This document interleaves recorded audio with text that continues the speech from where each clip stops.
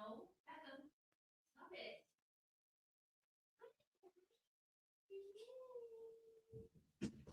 me leave the door open so you guys can get in. Yeah. Yeah. Hello, my baby. Hello. Oh, I'm pretty sure they can.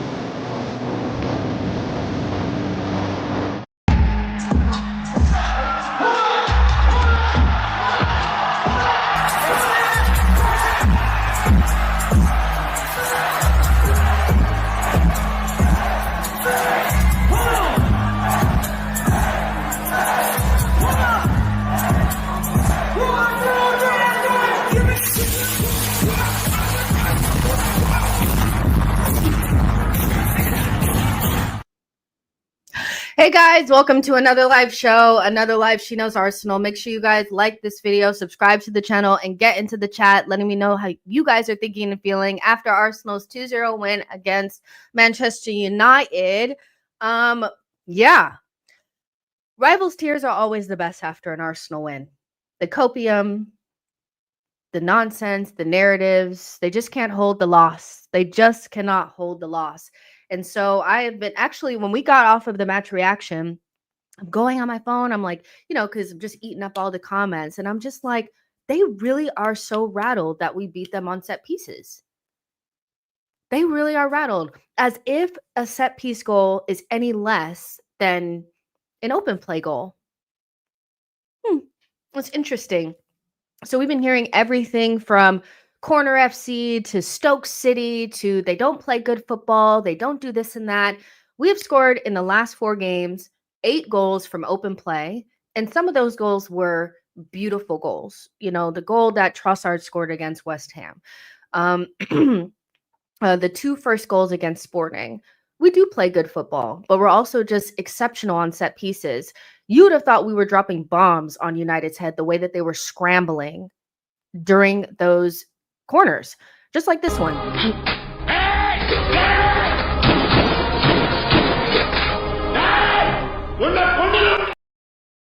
I mean, we're not fouling. We're not doing anything illegal. Of course, after the season, they will make new rules to make it impossible for us to do what we do on these corners.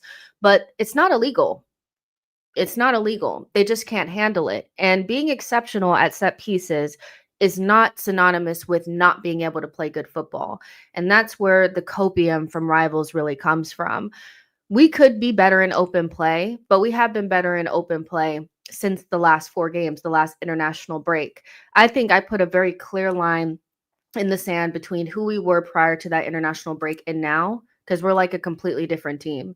And so I'm happy that we've added this new thing to our arsenal and we're exceptional at it and they can't stop it. And they will always try to make it into a negative as long as they can't stop it. If this was City, if this was Liverpool, if this was Man United doing these things, they'd be on their knees gagging for it. They would just be like, oh my gosh, they're so great at this. But because it's Arsenal, it's a problem. And so we know that, and we don't have to like defend ourselves or anything like that. Just put the 3 points in the bag. Just put the 3 points in the bag. Last season, when we beat them at home, they were doing up, yeah, but Declan Rice's shot was deflected, and it still went in the back of your net, didn't it?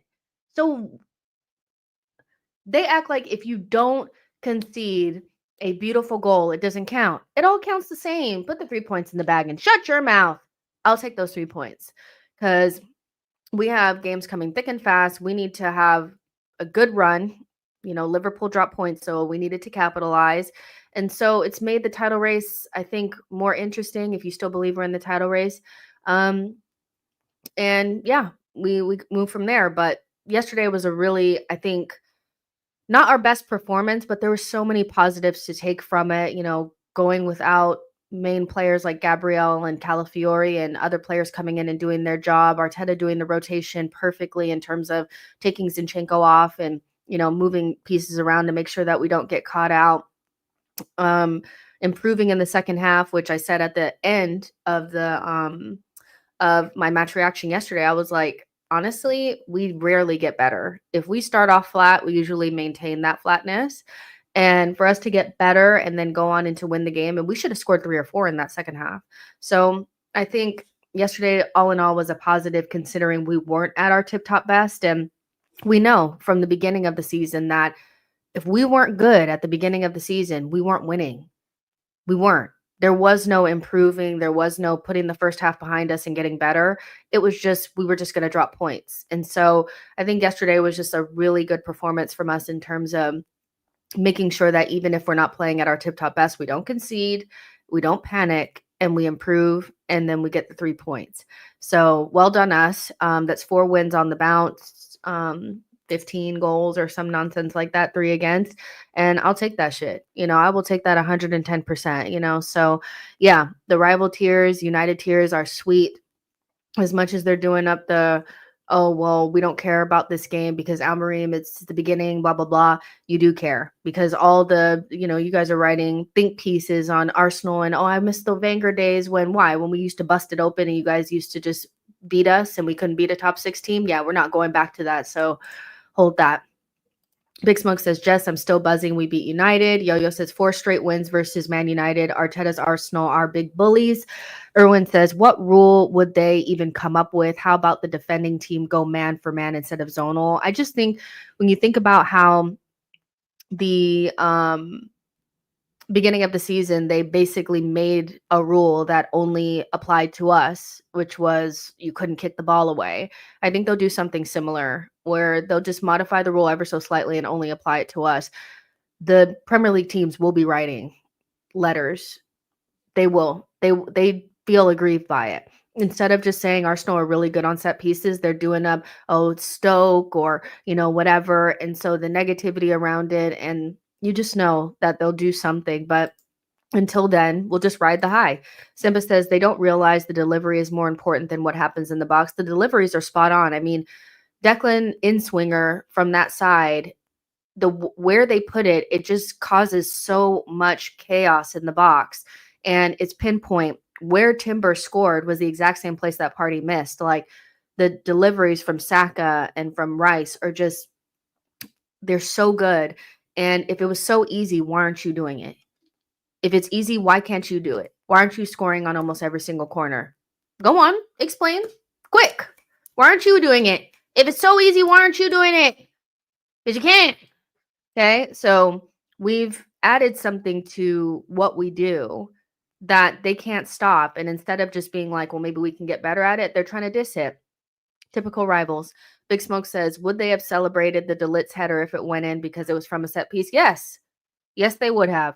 Yo-Yo says, Inter are the only team I saw comfortably deal with our set pieces. We are inevitable. Andy says, they will make it so Arsenal can't play the ball in the air from the corners. Yeah, they'll be like, if it's in the air, you can't do it. Or they'll just do something, or they'll start calling unnecessary fouls or something like that. They'll do something to change it. You know how they are. But, we went from dark arts to FC at the beginning of the season to corner FC to Stoke FC. It's just they want us to go back to the team that we were when we used to just get slapped up by all the big six teams. You know that that's all it is. It's not anything other than that. So, and I do think United thought that because they played well against Everton that they would come up to the Emirates and do something. And it's not even just the set pieces. We actually they got no joy. Besides the one save that Raya made off of the corner from De Ligt, they had like what, 6 touches in the box or something like that. Højlund could have went straight into the locker room, not taken a shower, and got in his bed and went to sleep when he got back to Manchester because the guy didn't even play. That's how little he did in that game. So I just, besides them being in a decent shape in the first half, it was relatively comfortable for us, and it only took the 2 set pieces. And really, we should have scored more goals. I think about the chance that, Martinelli had. I think he had 2. One that he didn't put on target, and the other one that was just like a strange. He should have passed it, but I don't know what he was trying to do. Maguire blocked it, and then Kai Havertz had one too, where Odegaard put him in. We should be scoring those, So yeah, I think besides the weird first half, it was a good game, for us. Donna says, Miss Jess, I'm here to know the secret behind your skincare routine. Donna, you gotta DM me and I'll give you all the deets. I'm on Instagram at Jessica Black TV. DM me there and I'll give you links and everything. Andy says, United missed a trick. They should have tried pressuring our left-hand side. Yeah, it's just, they can say whatever they want. I don't actually like, whatever their process is right now, I don't really care. Just put the 3 points in the bag because we're in 2 completely different, points in time. We just need to get the points. I don't really care what's going on with them. But some of the performances from yesterday really are going to go under the radar, I think, because of all the noise about the set pieces. But Timber's performance overall without the goal was fantastic. Saliba without the goal, fantastic. Kivior deserves loads of praise. Just damn near perfect performance from him.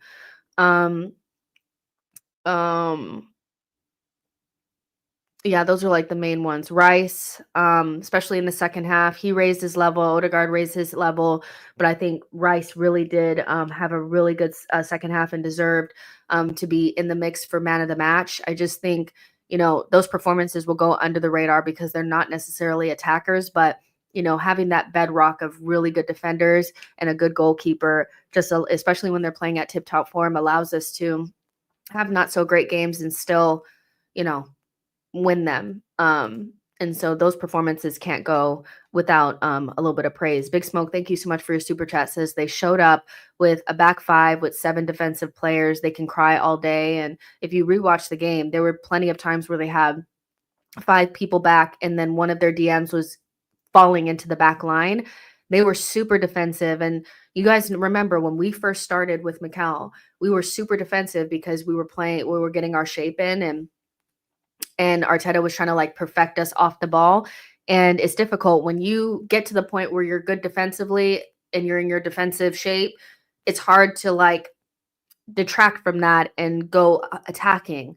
It's hard to have that balance. And so they suffered. I think Amorim wanted to make sure that they didn't get pumped and he didn't rely on their counterattacking style.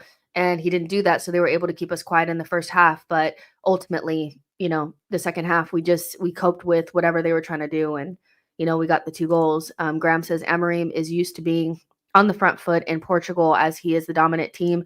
He's finding out Man United don't have a great squad and have to play defensively.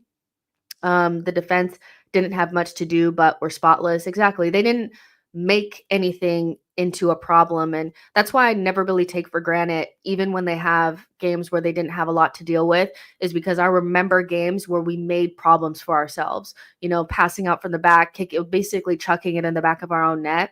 We had days like that. So I never take it for granted that even when there wasn't a lot to defend and, their attack was pretty shit, that we didn't make unnecessary problems. Andy says when Ben White returns, he should be back in the side and Timber to the left. The 2 games Martinelli has actually looked better came with Timber at left back. I actually disagree. I think Martinelli and Calafiori had built a good rapport. I actually think when Timber is on the left, Martinelli suffers a lot more because he can't get the angles on that left-hand side. I think as a rule of thumb, we should just make sure that there are left-footed players on the left-hand side. I actually disagree with this. Ben White, when he comes back, if Calafiori is fit, he'll probably be on the bench.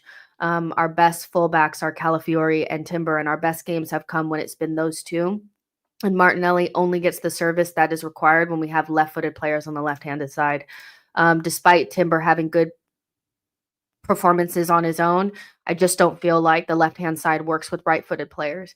Yo-Yo says only criticism of Rice is that he needs to run more with the ball because there's no way of stopping him without fouling him. He moves like a freight train. He's strong ball carrier. And I think one thing that helped us in the second half was that his position was deeper, and so he could carry the ball a little bit more. When he starts off too high, you take away his whole ball carrying ability because he's already too high. And he also cannot help the DM, the person that's sitting in the 6. He can't help them on transition. So we almost need to play in a double pivot. Rice needs to play deeper on the left-hand side, and Arteta just needs to leave it that way. Whenever he plays that way, he plays so much better. He cannot exist as a second striker. If he is ahead of Martinelli, or even with Martinelli, we are in trouble. So I think Arteta needs to remove this idea that his left center mid is going to be some floater second striker and almost playing a double pivot. It suits our DMs a lot more because Jorginho and Partey both lack the legs, and it allows Rice to be able to move forward, with the ball, like Yo-Yo was saying. Monk says, I'm done with Nelly at this point. I can't lie. Simba says Martinelli is the stereotype of a basic pacey winger. Ali says, do you think Partey, Rice, Odegaard is Arteta's best big game midfield? Probably, if Arteta gets the second striker nonsense out of his head, that midfield works a lot better. It doesn't work when Rice is higher. So yeah, as long as he makes sure that Rice is in a deeper position, I think it's our best big game. But we could do different combinations in smaller games. Yo-Yo says excuses still being made for Martinelli. I personally am not in that camp. I feel like 2 things can be true at the same time, that we need an upgrade on the wing, on the left wing. Martinelli is too limited in his game, but he's so limited that the environment needs to be perfect to get anything out of him. He needs to receive the ball in circumstances where he has a lot of space, and the answer is obvious for him to just kick it in the back of the net without touching it. And that only exists when the left footers are on the left-handed side. He can come central. And Jorginho did a really interesting interview with Rio, and they spoke about how, the manager doesn't tell the winger to stay wide and keep on the touchline. In possession, he never says that. Defensively, maybe he tells him to do certain things, but it's actually like a myth that the manager is telling a winger to stay wide and hold the touchline. That's them doing that. And often it's so that they can have space against the defender, the fullback. And I found that was interesting because one of the things that was always waged against Mikel Arteta was that he was telling Martinelli to stay isolated on the touchline. He wasn't. Jorginho literally debunked that. A lot has been made of the system not suiting Martinelli, and I think we can firmly start putting those things to rest. The environment may not be perfect for him, but if he needs a perfect environment all the time, with the fact that we're always going to have rotating players on that side, then he's not the guy. He's so limited. So yeah, I just, in order for us to get anything out of Martinelli, the environment needs to be perfect on that side for him. But that doesn't release him or relieve him of his own responsibilities of just being better. You know, Johnny says, "Hello, Jess. I always believed we're in the race. I have to stay true to my initial word, and this time we're going to win it." Monk says, "I understand that Martinelli has the defensive work rate, but there has to be alternatives in the market. And when you get to the point where you're wanting to choose the left winger based on his defensive contribution, it's done." You know, I've heard people say, but yeah, but Martinelli works so hard. Everyone on Arsenal works hard. I saw Trossard, you know, win the ball back off of one of, you know, Manchester United's attackers yesterday. Everyone works hard at Arsenal. It is a bare minimum requirement. Um, so I don't want to hear that Martinelli works hard and his defensive work rate. What does he do in the final third?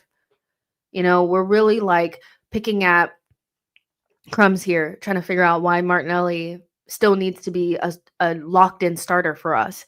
And right now he's sharing his position with Trossard. That is the truth. I think they will maintain this rotation based on who we're playing. He is not like Odegaard and Saka. He will be rotated. Nuances says we need a starting left wing now. We're giving Martinelli enough chances to come good.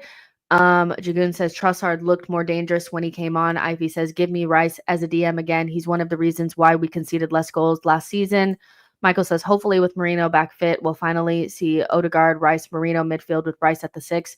They complement each other way better like that." Yeah, we'll see. Big Smoke says Martinelli is so bad, even a decent new left winger would significantly improve our attack. Andy says we're seeing him not bother even trying to beat the CBs. That performance against Kanate, not even thinking he can take on Maguire. I'm sorry, the boy has to go. I mean, we're in December now, and we had all of last season where he didn't play well. I remember in preseason, Trossard had a really good preseason, last preseason, not the one that just finished, but the one prior to that when we played against Barcelona. We played the MLS All-Stars, all that type of stuff, and Trossard was available and was good in that preseason. And as we got closer and closer to the season, Martinelli started to play more, and he was not good in that preseason. And I remember people saying, well, he has to start. And I'm like, well, maybe you should go with somebody that's fit and ready. And the season started, and Trossard, I think he played against Fulham and didn't have a great first half, but Arteta had forced Martinelli back into the side, and it took almost half of the season for Arteta to get to the point where he needed to start playing Trossard, and it just works better at this time. I think Martinelli just, for whatever reason, he just doesn't have the confidence. And again, people say that Trossard can only play when he comes off of the bench, but he started against West Ham and scored a goal. So it's not so much that he can't start, it's he needs to be in the right position. And I think as long as he's not our only creative outlet as a number 10, he usually does perform quite well. So yeah, I think Martinelli will maintain this, you know, rotation, on the left-hand side, because Martinelli cannot start every single game. He just doesn't have enough to his game. Jacob says Martinelli's issue is that he has no trickery to his game.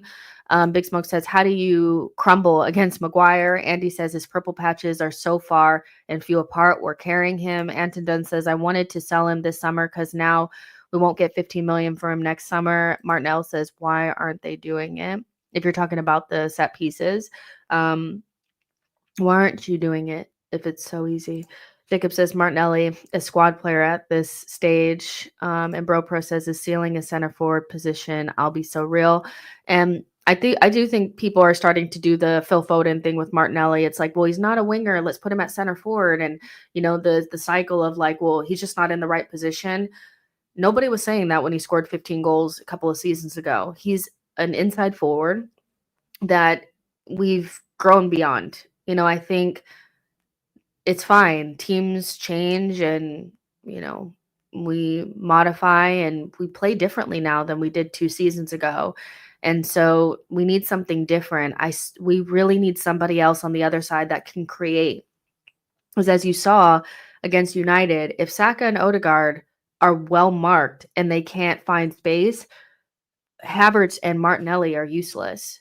Not because they're terrible players, but because they can't create their own moments. They can't. They can't create their own moments. They don't have the ability to do anything outside of receiving service from those other two players. And so, I mean, we have to have another bow to the arrow. You know, we need to have something else up front, whether that's center forward or left wing, if not both. You know, next season I would love to see both Martinelli and Kai Havertz go to the bench and us bring in two players, you know, that lift the levels. Because if you can keep Odegaard and Saka out of the equation, you can't keep all four players out of the equation if they're all top players. But right now, as long as you can keep those two quiet, or if they have a off game, or if one of them can't play, or both of them can't play, we're in trouble. We're in trouble. So yeah, but we needed that the summer prior, and this past summer, like, we've known that we've needed to upgrade up front. We just haven't done it. And so we're hitting a wall now. And if we did not have set pieces, we would struggle, because yesterday I don't think we would have scored had we had not had the set pieces, because those players just were not playing. They weren't going to score, you know, especially if they don't get 4 or 5 chances. They need like 4 or 5 chances to score. And they didn't get that yesterday. So yeah, it was tough. But we made it work, but our limitations up front are so obvious. Like, I don't know how we could come into this season with what we had. Jacob says Martinelli is squad player at this stage. I think I read that. Jagoon says, yeah, we need to demote him to the bench. I don't want that. I need that. Kelly says, how about Leroy Sané? No. One, I don't want any more old City players, because they tend to have a mental block when it comes to City. I think having an old manager from City, 2 players from City, or 3 players now from City, they all have like a mental block. They have their worst games against City. They have this thing, and I don't want narratives, and I don't want anybody connected to that club. We have too much of that already. And so not only is Leroy Sané a player that Bayern tried to upgrade upon, because if they had been able to get Xavi Simons, that guy would have been gone. So we don't need to take their leftovers. I think we need fresh players, younger players. Like, Leroy Sané is not the answer for us. I don't care what he looks like on comps. I don't care how cheap he'd be. I don't care about any of that kind of stuff. We do not need any more ex-City players. We need something different, and we need players that are not on the tail end of their career. Look at Sterling. Like, that should be enough warning not to bring Sané to the mix. So yeah, Erwin says, look at what Isak did for his goal against Liverpool. Sorry, but Havertz can never. And I remember just a couple of days ago, people were saying that Isak isn't that much better than Havertz. He is so clear of Havertz as center forward. It's ridiculous. Let's be so real right now. Havertz has done a good job. He does score goals, but I think since that one international break, his performances have left quite a bit to be desired. And if he doesn't score, you know, it's just, yeah. His performance yesterday left quite a bit to be desired. So Isak is really clear of him as a forward, as a striker. I don't know. JT? Yeah, JT. I think I made that harder than what it needed to be. Isak and Maddie's Tell. Nuances says, so glad we didn't get Nico Williams, though. I warned everyone about Nico. I'd take him over Martinelli. Jordan says, looks like the Martinelli hater slander have crawled out their watering hole. Looks like the Martinelli hater slanders have crawled out of their watering hole. But Jordan, I mean, honestly, are you watching Martinelli and thinking that he's playing well right now? Because I feel like people have been dishonest about his performances, to be honest. I think there's been a lot of squinting to try to see, but you know, it's not good enough. I don't know what to tell you. Candace says, before yesterday's game, Martinelli had 2 goals in his last 2 starts. What are you guys on about? Leave Martinelli alone and enjoy our win against the scumbags. I think if a lot of people are talking about his performance, then it's probably because it wasn't that good. And yeah, he has scored goals, but people have been critical of Trossard as well, despite him scoring goals. So we know that just because you scored doesn't necessarily mean that there's nothing to talk about in your performances. So, yeah, I think the fact that there's a consistent conversation about Martinelli's performances is that there is an underlying feeling from the fan base, from some people in the fan base, that he's not performing to the best of his ability. And so we can't just, because we won, we can't talk about the performance. I really think that we have a difficult time as a fan base being honest and having open and honest conversation about players and performances, because if we like the player, we don't want to talk about anything other than, oh, well, he did score 2 goals in his last 2 starts. I get that, but overall his performances this season have not been great, and that's why it continuously comes up. The conversation of Kai Havertz always comes up because inevitably we need a goal and he doesn't give it to us. So it's like we're going to have conversations about players despite a win. Um, and I don't understand why there's always this like desperation to stop conversation. It's so strange to me. Martinelli has not had the best season. So I don't know what to tell you. Ivy says Isak and Krava next summer. Only one can dream. And I just got off of a stream that had multiple different neutral host, a Liverpool fan and a City fan, and everybody spoke about Martinelli. So it's not just an Arsenal fan thing. I think most people feel like Martinelli is not playing well, whether you're an Arsenal fan or not. You know, Diehard Gunner says Martinelli needs a left 8. Tell Declan Martinelli needs to do it on his own. You know, I don't know what to tell you. And if he needs perfect settings, he's not the player that you guys think he is. Can't just blame everything on Declan Rice. Declan Rice didn't even play in some of these games. He was suspended, and he also had the toe injury. So Francis says, hi, Jess. The Premier League is a joke for that crazy rule that was only implemented against our players. It caused about 7 to 9 points. I haven't seen anyone being sent off for delaying a restart. Yeah, I told you guys you'd never see it again. Bro Pro says Havertz is just a visualization of the next type of striker we should go for, but better finishers. Yeah, I mean, it's not like a bad thing. Like I'm not saying Martinelli and Havertz are not good players. They are good players. They're not bums or anything like that. But we're talking about the fine margins between a team that may not win any trophies or one that could possibly win big trophies, So I think they'll continuously come up whether we're winning or not. Andy says, I'm not being blinded by Isak. Gyökeres scores those as well as other goals you don't see from Isak. I'm not a Nelly hater. I just want my team to improve. And the wide left position is contributing almost nothing in attack. Teams are flooding the right side to stop Saka and co. and not bothered by our left.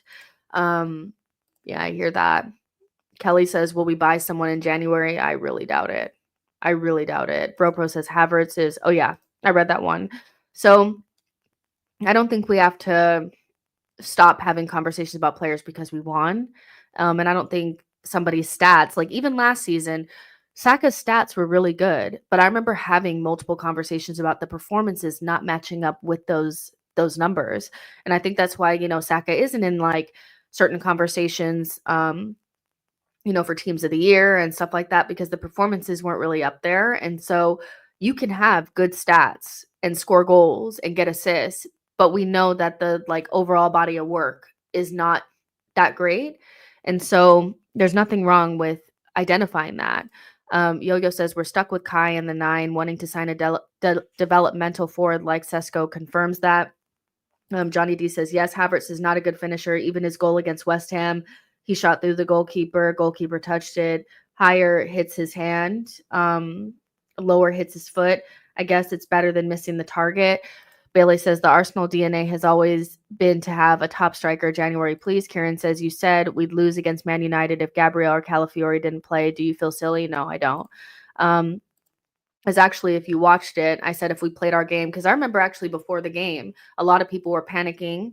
And I said that as long as we play our game, we'll probably beat them. So I don't think I said that. But if you can find the exact moment where I said if Gabriel and Calafiori don't play, we'll lose, I'll give you money, because I know I didn't say that. Harsh Reality says when Marino gets a good run, Martinelli's game will improve. Graham says Arsenal should approach Real Madrid for Goulet on loan in January. He should deputize and rotate for either Odegaard or Saka. Yeah, I mean, he would be great. I just wonder, if Arteta wasn't excited about using Wanyeri, then why would he use Goulet? That I felt like that would be my one question is where is he going to get the playing time from? Will Arteta trust him? Kind of thing. But I mean, that would be a cool signing. But I do think, if we get anything in January, it should probably be a goal scorer, but I would still take him. I'm not going to say no. Andy says Havertz and Nelly should be the players coming off of the bench to see games out. I kind of agree with that. I think next season, if they're starting, we haven't done what we needed to do. So yeah, Yo-Yo says, I don't want to develop Real Madrid's teenagers. What are you doing? They're so, I don't know. They want to be involved so badly. Bropo says, I prefer Isak than Gyökeres, but the price will be the factor. And I agree with that. Every time I watch Isak, I just think, yeah, he looks great.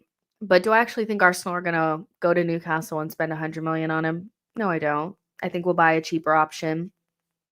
And we've been linked with Mateus Cunha today. They said there's been talks for Cunha recently. And I just wonder what you guys think about that because we did talk about him the other day when I said Cunha or João Pedro, Premier League proven players, how our Arsenal are. They don't want to buy outside the league for big purchases. They want to make sure that the players are Premier League proven. And so they'll probably look at these players and, caught offside or saying Arsenal have held initial talks ahead of a potential move for Wolves forward Mateus Cunha. What do you guys think?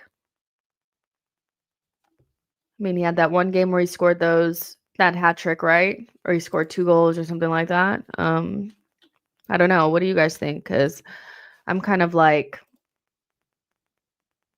I would need a sporting director there before I thought that this might be like a good sporting director because, a good sporting director would be able to see if this guy with an additional 10%, being in our environment, being fed by better players, if he gets Odegaard and Saka, he'll, go up this many levels. A sporting director can see that. But without that, I'm wondering if it's just like, well, he's Premier League proven, so let's go get him. 7 goals and 3 assists so far this season. That's a good tally. I don't know. What do you guys think? Is he just a Jesus regen kind of guy? Because that's what people were saying. He's 25. He's most similar to Jared Bowen, Trossard, and Morgan Rogers and Eze. And against other forwards, it's Jared Bowen, Griezmann, Jared Moreno, and Joshua Zirkzee, which leads me to think that he's more of a false 9. But what do you guys think? Because I think Arsenal do want somebody that can do more than just score goals, but they still need to be able to score more than Kai. So what are we trying to do? Yo-Yo says, I know I'm in the minority, but I just really don't want Isak. Been a fan of Cunha since last season, but he similarly had injury issues. I won't be against either forward, but I don't want either of them. Kelly says, I want Isak and only, not Cunha. And Dragoon says, I need a bigger sample size, which is fair enough. Jordan says, do they have a general idea of who they want as a sporting director? Olabe seems to be the most likely at this stage. Emil says, I think Isak is able to make something out of nothing. We need that. Saka and Odegaard can do that. Our other forwards and Gyökeres can't. Jordan says Isak is too injury prone. Victor says, I think that at this stage we need a player that can carry us over the line. We have almost everything down, but I don't think Cunha or players similar are going to do that. Martin L says Isak will be in the sick bay. You know that. Andy says people have forgotten already. Gyökeres absolutely skinning Saliba on the halfway line and powering past Kiwi and smashing the post. Unlucky for him, Isak ain't doing that. I mean, you can say that. I mean, Isak did score a really nice goal against us, so it's not like he was clamped by our forwards like he or our defenders. He did score a really nice headed goal against us, so he has that in his favor. He actually hit the back of the net. You know, Chris says if we get an elite goal scoring left winger, Cuhna would be good. He's another false nine, though. Yeah, it's giving false nine. Do we still want to do false nine? I don't know. Johnny says, I'm not 100% convinced of Isak. He looks like a duck out of water at Newcastle, but I'm afraid the pressure at Arsenal will regress him into a duckling. I prefer Jokeris, who's made of sterner stuff. That's interesting that you don't think Isak has the stomach for a big club. That's interesting. Vic says that Isak's strike against Liverpool is why we need a player like him. Yo-Yo says, and I think he scored against us, Liverpool, and Chelsea. So he's scoring big goals against big teams. Cuhna has the physical qualities that Leo lacks. If Leo had physical strength or pace, he'd be a starter as a false nine or left wing. BroPro says he's our Jesus replacement, but I don't know of our main striker, and I just don't want to be in a situation. What y'all doing? Y'all making a lot of fucking noise over there. Are you guys okay? Came in here just to make nasty noises. Hey, can you stop? Can you stop? But yeah, maybe a Jesus replacement, but I still think that that means that Havertz will start a lot of games, and I think we need somebody that indefinitely starts over Havertz. Jordan says, I also think that Isak is capable of handling the pressure of playing. I also don't think Isak is capable of handling the pressure of Arsenal. I feel Jokeris has a lot more to prove and didn't have hype like Isak, making a lot of assumptions about what Isak is ready for. You know, he's already in the Premier League. He is already scoring big goals against big teams. It's interesting that people don't think he has the stomach for it. This is the first I'm hearing about he doesn't have the stomach for it. Anton Dunn says, don't overthink Isak. He's a baller and he also loves Arsenal. Victor says, Isak 100% has the ingredients to play for a big club. Bropro says, it makes sense if we're going to lie in our bed with Havertz so we can have two types of strikers. I just don't think Cuhna is different enough. You know, but I don't know. I want the sporting director to come in and tell me that we're doing the right things. I just feel like that is just so important for us. But Isak would also probably end up being the left wing person too. Like basically they'd feel like they can play him on the wing too. So that's something to consider.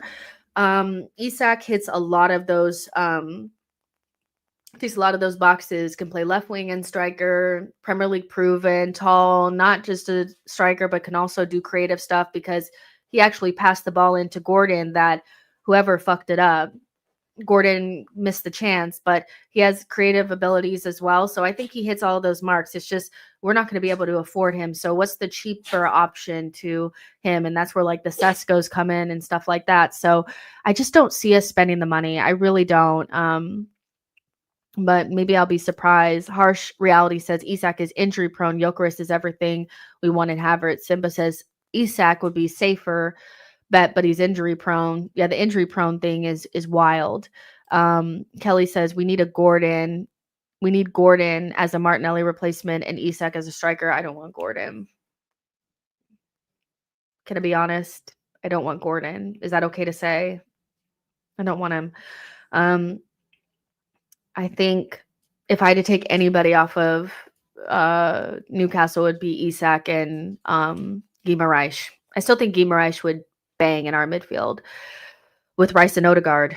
But Gordon just doesn't do it for me. I'll be so real.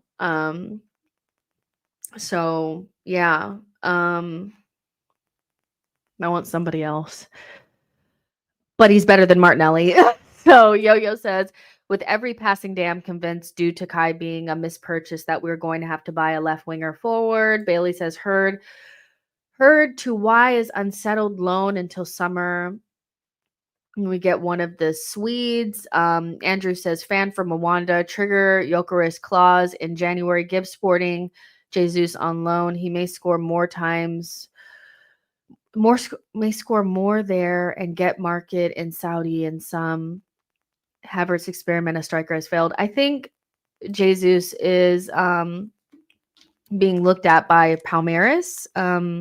They've been linked to him for multiple windows now, and so he still wants to play in Europe, which will probably be why he doesn't go there, but they feel like they can get him. So yeah, maybe he'll go.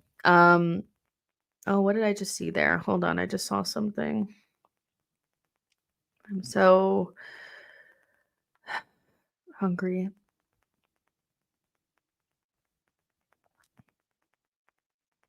Hold on real quick. I just saw something. Referees will afford a corner to the opposition if a goalkeeper holds onto the ball for more than 8 seconds under a new system being considered by the football lawmakers. Referees will afford a corner to the opposition if a goalkeeper holds onto the ball for more than 8 seconds. Shit, we're going to be having a lot more corners. Shit. But, okay, so that's to tamp down on time wasting. I'll be honest, I feel like they need to think about other things other than time wasting. I feel like they're putting a lot of emphasis on that, but they don't get the basics right. So, but yeah, I guess. Andy says, what we should do is go for Gyökeres in Jan and loan him back for the rest of the season. I don't think Gyökeres would leave. He would be cup tied for the UCL or for the rest of the season. Simba says, will they even be able to afford Jesus? I don't know. Harsh Reality says, guys, trust me, our midfield will eventually be Marino, Rice, and Odegaard. This is when Martinelli will shine. Yeah, maybe. Keep liking the stream and getting into the chat. Yo-Yo says our best bet is for Gabriel Jesus to be used as a make weight for a massive bid for Crava, Leao, or Barcola, etc. Kelly says, who can we buy as a left winger? Any names? I mean, I would go, I don't even, like, honestly, I feel like, you know, there's so many players that could be better for us. I love Matoma as like the Premier League option. That's who I'd go after. Outside of the Premier League, Kvaratskhelia would be my option. I want somebody that doesn't rely on pace, but has a little bit, you know, because I think we need more of like a creative player on that side with some physical capabilities. So Matoma for in the league, outside of the league, Kvaratskhelia, if we're going to go big on the wing, and we'll end up getting like a cheaper center forward option. There's not like a million options out there, but genuinely Martinelli is so limited that I don't think we could like, we don't need to buy Rodrigo to improve. We could improve with even a young player that's really talented. Roper says, you were right, Jess. Sporting director probably can be more creative with the signings. And Kedia's ex-lawyer says Martinelli needs to go. Sorry, Leao or Crava would have cooked Maguire in that 1v1. Yeah. I mean, it's just at this stage, we just need an upgrade. And it's not that Martinelli is not a good player. I feel like that's what people are hearing. Like they hear we need an upgrade and it's like, but Martinelli. And I'm like, it's not that he's not good. It's just, I feel like we've moved beyond him a little bit and then he's not improving and we just need more. We can't just have two good attackers and everybody else is reliant on those two performing out of their skin. I want one day to only be talking about Kai Havertz and Martinelli, but we never talk about them unless the other two are playing out of their skin. They cannot contribute without the other two, you know, not carrying them, but they need them badly. And I just feel like we need at least one more person that can stand on their own. If that makes sense, you know? So yeah. Yo-Yo says we don't need Rodrigo, but if he's available, should be approached. Exactly. Andy says then in the summer we can sort out the left and start next season with both striker and left side dealt with. I don't think we're gonna get Gyökeres. I'll be so real. I'll be so real about Gyökeres. I don't think we're going to get him. I don't think we're in for him. I think we're linked because it makes sense to link us. We need a striker and he's available for cheaper than everyone else. But I don't think we will get him. I think we'll look at Isak, and when he becomes too expensive, we'll go down the list of less expensive players that are more false 90 than pure striker. Kieran Klopp also didn't want Salah. He wanted Anthony to replace Mane. You know, Klopp's talent ID is suspect. So I know he said years ago that Martinelli was the talent of the century, but this is somebody who didn't want Mohamed Salah and wanted to replace Mane with Anthony. So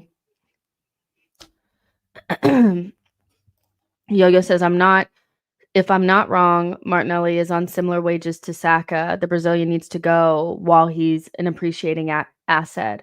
Harsh Reality says, you see, the problem is the way that teams double up to prevent the space. Rice doesn't attack like Marino does. Marino really commits to the attack like Odegaard. Martinelli will prove the doubters wrong.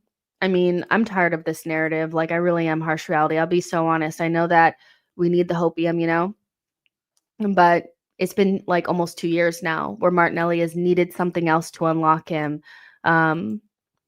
So yeah, I think it's a case of we need an upgrade rather than anything else. Victor says, yeah, but Klopp said that when Nelly was balling. I don't blame him. No one could have seen such a big drop off from Nelly. 15 non-penalty goals in a season at that age was crazy. Yeah, I hear that. Let's see. Victor Andrew says, or go back for Sesko since Leipzig is getting eliminated from UCL. Yeah, it's, I want to impress Mr. LB with my newly rejuvenated skin. Like I said, just DM me. And Diehard Gunner says, because of Rice. Duh. Yeah, I get it. Everybody wants to blame Rice. But the funniest thing is Rice will probably always start. And so if Martinelli can't exist with Rice, then he probably needs to go. So yeah, we're not going to get rid of Rice. So yeah. Simba says, I mean, Klopp had a Havertz-like signing with Nunez, so it can happen to anyone. And Jordan says, Sesko, no way. So, yeah, I think all in all, yesterday was a really positive performance in terms of getting the result and, you know, all that kind of stuff. There's going to always be questions around Martinelli and Kai Havertz as long as most Arsenal fans feel like we need upgrades in one, if not both of those positions. So we'll see how Arsenal attack that over the summer. And I don't think we're going to do anything in January, but we'll see. Mateus Cuhna seems like a big no from everybody that's watching, which I'm not surprised about because he's not a big name. But the sporting director is the most important signing that we can make because he'll be able to see whether or not these players in our environment could just go up that additional level. So yeah, but all in all, I'm a happy girl. I do have to cut the stream off now because I do have something to do in the next like 15 minutes. So this was going to be a little bit of a short one, but make sure you guys like this video and subscribe to the channel on your way out. And we will talk tomorrow when me and Diluted do a show at 4 o'clock. So I'll see you guys then. Love y'all. Like and subscribe. And I'll talk to you guys in the next one. Bye, y'all.